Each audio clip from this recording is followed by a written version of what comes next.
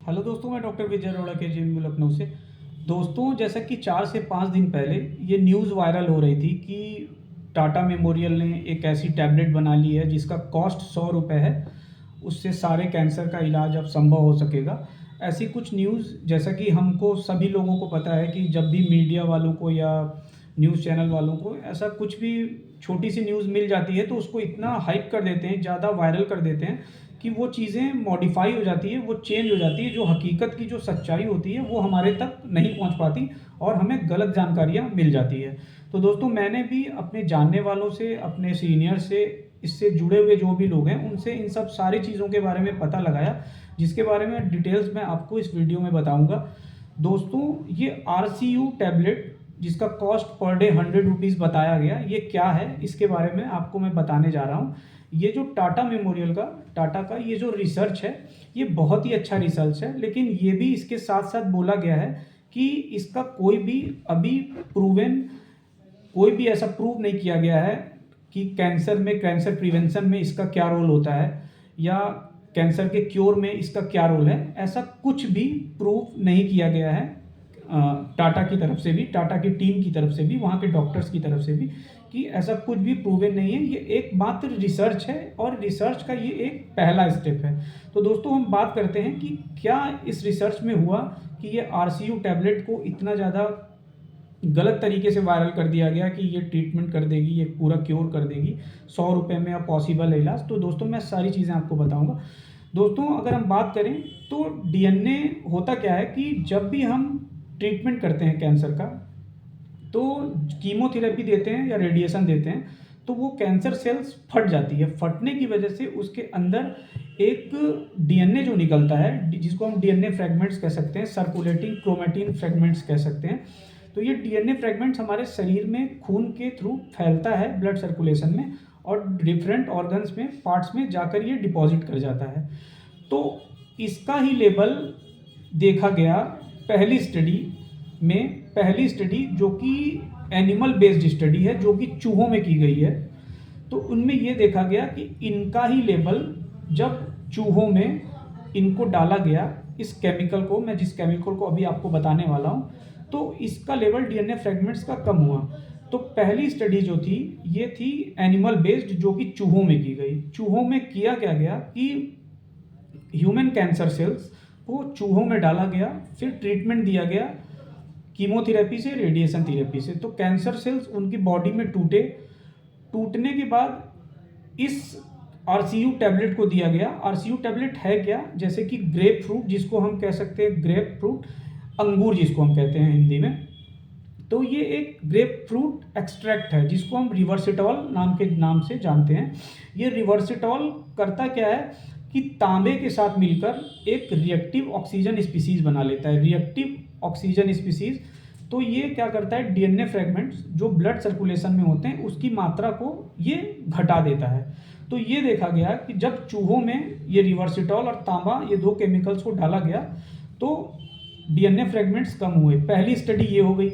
दूसरी स्टडी जो हुई वो ह्यूमन बेस्ड स्टडी हुई। ये कैंसर पेशेंट में हुई, जैसे उन कैंसर पेशेंट में जिनमें स्ट्रॉन्ग कीमोथेरेपी जिनको दी जा रही है, जिनमें जैसे बोन मैरो ट्रांसप्लांट के पेशेंट हैं। तो उनमें देखा गया, ऐसे 20 पेशेंट लिए गए और इनको RCU टैबलेट को दिया गया। तो उनमें देखा गया कि साइड इफ़ेक्ट्स जो भी स्ट्रॉन्ग कीमोथेरेपी की वजह से, ट्रीटमेंट की वजह से आ रहे थे, जैसे कि इसमें ये देखा गया कि मुंह के छाले और गले के छाले तो ठीक हो गए, कम हुए। तो इसमें साइड इफ़ेक्ट्स कम हुए। पहली चीज़ मैंने आपको बताई, पहली स्टडी जो हुई उसमें माउस में, चूहों में, और दूसरी स्टडी ह्यूमन में। तो दोस्तों, अब मैं ये बताना चाहता हूँ कि ये जो RCU टैबलेट जिसका कॉस्ट है 100 रुपीज़ पर डे का, पहली चीज़ तो ये प्रश्न उठता है कि 100 रुपीज़ पर डे के हिसाब से ये कोई लो कॉस्ट ट्रीटमेंट नहीं होता, क्योंकि जब आप जोड़ते हैं इसको तो मंथली 3000 होता है और साल का 36,000 हो जाता है। तो ये कोई लो कॉस्ट ट्रीटमेंट नहीं है। दूसरी चीज़ अगर हम बात करें तो डॉक्टर्स ने, वहाँ की टीम ने ये क्लियरली बोल रखा है कि RCU टैबलेट जो भी ये है, ये एक रिसर्च है। रिसर्च में अभी ये पहला स्टेप्स है। तो जो भी कैंसर के पेशेंट्स हैं, जो भी ट्रीटमेंट हैं, तो उनको ये नहीं समझना चाहिए कि ये टैबलेट लेके मैं जो ओरिजिनल ट्रीटमेंट है जो हम ले रहे हैं कैंसर के पेशेंट, वो उसको रिप्लेस कर सकते हैं, या ये टैबलेट उसको रिप्लेस कर देगी और इस टैबलेट से ही काम चल जाएगा। ऐसा कुछ भी नहीं बोला गया है उधर से। अभी इवन देखा जाए तो पेपर भी हो सकता है आज या कल में पब्लिश हुआ हो, लेकिन अभी तक मेरी जानकारी में नहीं है। अभी तक पेपर भी इसको लेकर, इस रिसर्च को लेकर पब्लिश नहीं हुआ है। बस एक छोटी-छोटी न्यूज़ जो जब आई मीडिया वालों के सामने, तो कुछ इस तरह से प्रेज़ेंट कर दी गई, उधर से भी हम कह सकते हैं टाटा की तरफ से भी, और मीडिया वालों ने इसको इतना उछाल दे दिया कि ये पूरा इस तरह से फैल गई कि हम जैसा कि सुन रहे होंगे और जैसा कि मैंने आपको बताया कि ये सच्चाई क्या है। तो दोस्तों, इससे पहली चीज़ तो देखा गया कि इसका कोई भी अभी बताया नहीं गया है कि ये कोई प्रिवेंशन में या क्योर इस कैंसर के करने में ये मददगार होगी। और दूसरी तरफ ये भी हम लोगों को जान लेना चाहिए कि ये चूहे की फिजियोलॉजी और मनुष्य की फिजियोलॉजी दोनों अलग-अलग चीज़ें हैं, काफ़ी कुछ डिफरेंट होता है इसमें। तो ये देखा जाता है कि जो चीज़ चूहे पे काम कर रही है, वो ज़रूरी नहीं है कि ह्यूमन बीइंग्स पे भी काम करे। 100 ड्रग्स अगर हम बात करें 100 कीमोथेरेपी की, अगर चूहे में अच्छा काम कर रही है, तो एक ही कीमो होगी, एक ही ड्रग्स ऐसी होगी जो मनुष्य में अच्छा काम करेगी।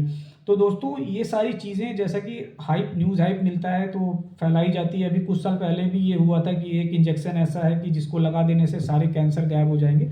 तो दोस्तों, ऐसी-ऐसी चीज़ें हमारे भारत देश में होता रहता है, और ये मीडिया वाले और न्यूज़ चैनल वाले कुछ ऐसा बना लेते हैं कि फटाक से ठीक हो जाएगा, ये हो जाएगा, ताकि वो बस एक देखा जाए तो व्यूज़ और क्लिक्स के लिए ऐसा काम होता है कि हमारे व्यूज़ बढ़ जाएँगे और काफ़ी ये वायरल होगा तो टीआरपी बढ़ेगी। ये सब सारी चीज़ों की वजह से होता है दोस्तों। और अगर हम दूसरी तरफ भी देखें तो ये जो आरसीयू टैबलेट है, ये हमारे शरीर में जाकर, जैसा कि चूहों में ये देखा गया, और जो साइड इफ़ेक्ट्स जो ह्यूमन बेस्ड स्टडी हुई उसमें देखा गया, तो ये हमारे शरीर में रिएक्टिव ऑक्सीजन स्पीसीज़ भी बनाती है।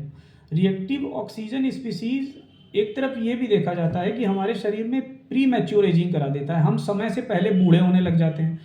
दूसरा कि ये सेकेंडरी कैंसर भी कॉज़ कराता है, ये दूसरी तरह का भी हमारे शरीर में कैंसर करा देता है। तो दोस्तों, क्या इसका ट्रीटमेंट कितना कारगर होगा, अभी इसमें कितनी स्टडी होना बाकी है, ये स्टडी सफल होगी या नहीं होगी, हो जाए तो ज़्यादा अच्छा है।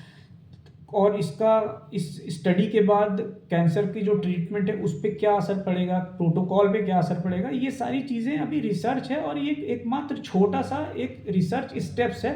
अभी कई सारे स्टेप्स इसमें बाकी हैं। इसमें अभी कितने सारे साल लग जाते हैं फॉलो अप होने में और फिर उसके बाद मार्केट में आने में। तो दोस्तों, ये सारी चीज़ों से, अफ़वाहों से बचें, और ये सारी चीज़ें जो मैंने आपको बताई, अगर आपको पसंद आई होगी, अच्छी लगी होगी, जैसा कि मैं हर बार बोलता हूँ कि मैं एज़ ए हॉबी आप तक ऐसी छोटी-छोटी जानकारियाँ लाता रहता हूँ।